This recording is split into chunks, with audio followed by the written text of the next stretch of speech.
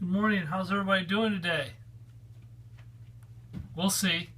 In our reading today, we hear that keeping the commandments is our choice because in them God sets before us fire and water, life and death, and whatever we choose, we will be given.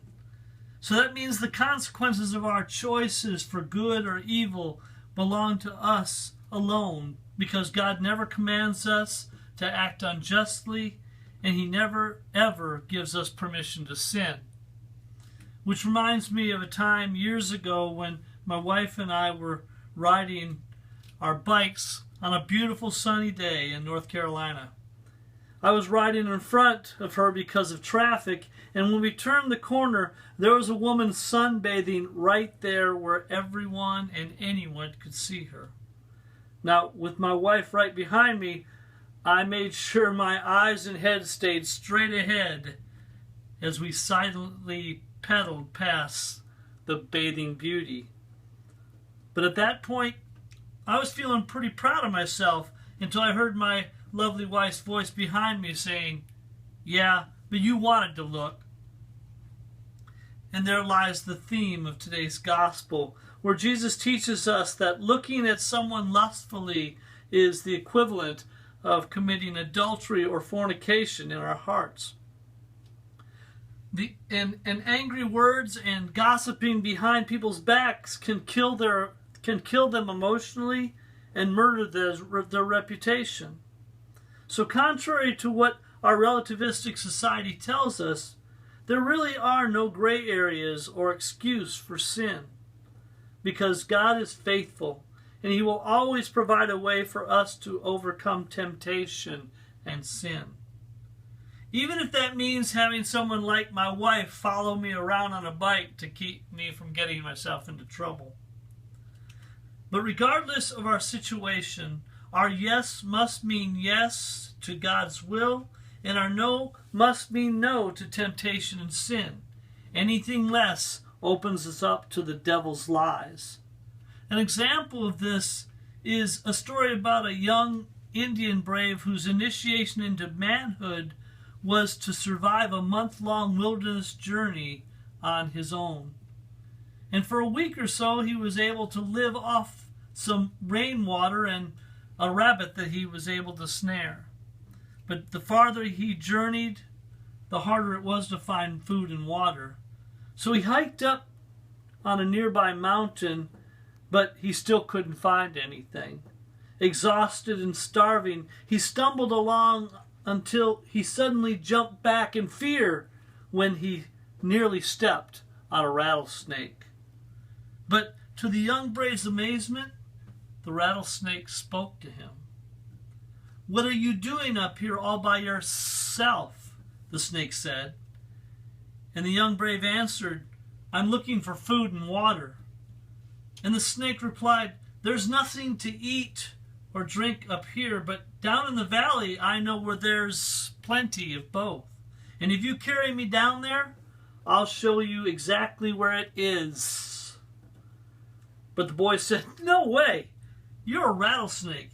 If I get close enough, you could bite me and I could die." But the rattlesnake assured the young brave, "If I wanted to bite you, I could have done it already. Listen, if you carry me down this mountain, I swear I won't hurt you in any way." So the thirsty and starving young brave cautiously approached the snake and asked him again, "You promise you won't hurt me?" And the snake said, "I promise. Come on now, you need food and water and I need to get off this mountain. So carry me down there and I'll show you the feast that you can't even imagine." So the young brave carefully picked up the snake without getting bit. So down the mountain they went together, and when they got into the valley, the snake showed him a garden where water flowed from a crystal clear spring surrounded by plants full of fruits and vegetables. The young brave quickly put the snake down, and he ran to the spring where he drank his fill of the cold, clear, refreshing water. Then he started grabbing the fruits and vegetables off the plants with both hands as he filled his starving belly as fast as he could. He was so excited and thankful that he began to dance around the snake for joy until suddenly the snake jumped up and bit him. The young brave fell to the ground in pain and screamed at the snake, "You promised you wouldn't hurt me. You promised you wouldn't bite me." And the snake just hissed at him and said, "Don't even pretend that you're some kind of victim here. You knew what I was when you picked me up."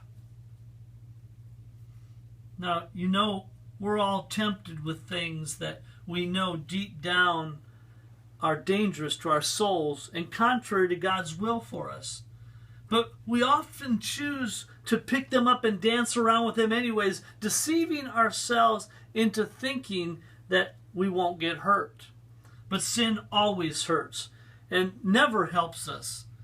And like a rattlesnake, if we play around with sin, eventually it will jump up and bite us.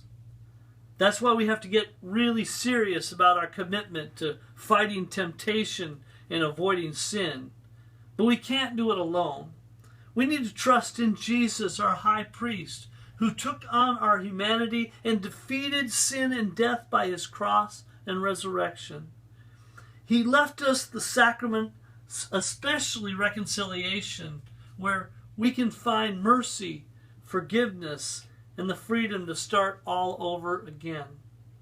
The freedom to choose water instead of fire, life instead of death. And just as a tree with deep roots can weather any storm, our souls must be deeply rooted in Christ in order to resist the temptations of the devil and avoid sin.